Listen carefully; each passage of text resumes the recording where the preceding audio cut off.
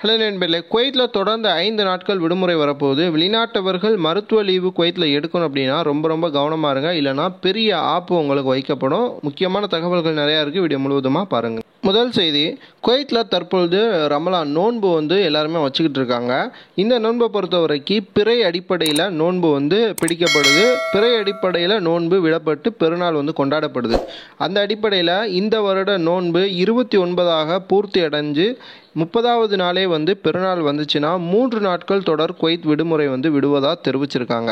அதே நேரத்தில் பிறை அடிப்படையில் 30 நாட்களாக நோன்பு முடிவடைந்து 31வது நாள் நோன்பு பெருநாளாக கணக்கிடப்பட்டுச்சு அப்படின்னா தொடர்ந்து 5 நாட்கள் விடுமுறை கிடைக்கும் அப்படின்ட்டு குவைத்தினுடைய அமைச்சகம் தெரிவிச்சிருக்காங்க.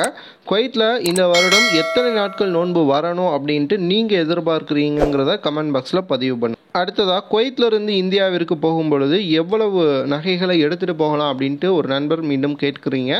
இது எல்லாருக்குமே தெரிந்த ஒரு செய்தி தான். ஆண்களாக இருந்தாங்கன்னா 50,000 மதிப்பும், பெண்களாக இருந்தால் 1 லட்சம் ரூபாய் மதிப்பிலான ஆபரண தங்கத்தை மட்டும் எடுத்துகிட்டு போவதற்கு வரி விலக்கு இருக்குது. இதற்கு மேலே நாம் எடுத்துகிட்டு போகும் பொழுது அதற்கான சுங்க கட்டணத்தை நாம் செலுத்த வேண்டியிருக்கும். ஏர்போர்ட்டில் இதை செலுத்த வேண்டியிருக்கும். அதே போல் தங்க கட்டிகளை நாம் கொண்டு வரலாமா அப்படின்ட்டு கேட்குறீங்க.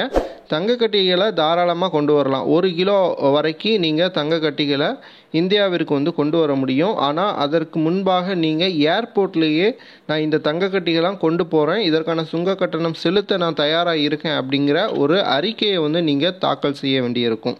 அடுத்த செய்தி, குவைத்தில் ஒரு கம்பெனிலேயோ அல்லது கத்தாமாகவோ வேலை பார்க்கக்கூடியவங்க மெடிக்கல் லீவு குவைத்தில் சம்பளத்தோட விடுமுறை கிடைக்கணும் அப்படின்னா மெடிக்கல் லீவ் எடுப்பாங்க. ஆனால் இதை மிஸ்யூஸ் பண்ணி நிறைய நபர்கள் என்ன பண்ணுறாங்கன்னா ஃபேக்கான முறையில் பணத்தை கொடுத்து மெடிக்கல் லீவை வாங்கி அவர்களுடைய சம்பள தொகையை பெற்றுக்கொண்டிருக்காங்க. இது குவைத்தினுடைய MOH மினிஸ்ட்ரி ஆஃப் ஹெல்த்துக்கு தெரிந்து தற்பொழுது ஆக்ஷன் எடுக்கப்பட்டிருக்கு. அந்த அடிப்படையில் ஒரு குவைத்தி டீச்சரை இந்த வேலையை பார்த்துருக்காங்க. தற்பொழுது அவருக்கு சிறை தண்டனையும் அதே போல் அவர்களுக்கு கடுமையான அபராதமும் விதிக்கப்படுவதாக தெரிவிச்சிருக்காங்க. வெளிநாட்டவர்கள் இந்த மாதிரியான சம்பவங்களில் சிக்கினாங்கன்னா உடனடியாக குவைத்தை விட்டு வெளியேற்றப்படுவாங்க அப்படின்ட்டு எச்சரிக்கை விடுத்திருக்காங்க. ஸோ ரொம்ப கவனமாக இருங்க. குவைத்தில் வேலை செய்யக்கூடிய ஒவ்வொரு நபர்களுக்கும் இந்த மருத்துவ விடுமுறை அப்படிங்கிறது வருடத்தில் 12 நாட்கள் வரைக்கும் இருக்கும்.